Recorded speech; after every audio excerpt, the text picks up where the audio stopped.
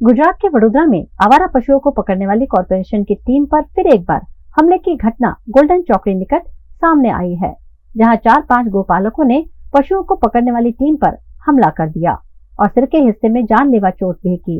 वडोदरा में पशुओं को पकड़ने वाली कॉरपोरेशन की टीम पर हमले की घटनाएं बार बार सामने आती हैं।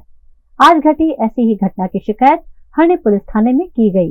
ऐसे में पुलिस गोल्डन चौकड़ी के पशु मालिकों पर क्या कार्यवाही करती है, ये देखना जरूरी है। અમે ગાય પકડવા અમે રૂટ ફરી ફરીને પછી ગોલ્ડન આવ્યા। ગોલ્ડન કને અંદર અમારી હદમાં જે ગાય દેખાઈ તો ગાય પકડી, 4 ગાય હતી ટોટલ। એની અંદર અમે એક વાછેડી ને એક ગાય પકડી। તો ગાય પકડીને અમે આગળ લઈને ઊભા રહેલા, ચેકપોસ્ટ કરીને હરની ત્યાં આગળ અમે ઊભા રહેલા। એની અંદર એ 4-5 ભરવાડો આવ્યા। પહેલા એક આવ્યો, પછી ને એ કહે છે ગાય અહીં ઊભી રહેવા દો, તો અમે થોડી આગળ લઈ લીધી કારણ કે રોડ પર હતી એટલે રોડને નડતર રૂપ ના થાય એ રીતના અમે સાઈડમાં દબાઈને ઉભેલા।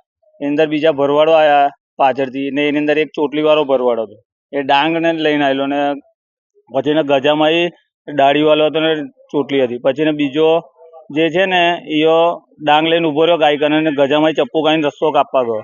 એની અંદર અમે રસ્તો એને ના પાડીને હટાવ્યો એને, પછી પાછળથી ફરીને સીધો ડાંગ મારવાનું ચાલુ કરી દીધી। એની અંદર અમારા સાહેબને ડાંગ મારી ને બીજા એક મને ડાંગ મારીને જે પેલા અમારા ડ્રાઈવર હતા ને એને માથામાં પથ્થર માર્યો। આમાં તો જે માર્યું છે ને જે કર્યું છે એના માટે ન્યાય મળવો જોઈએ।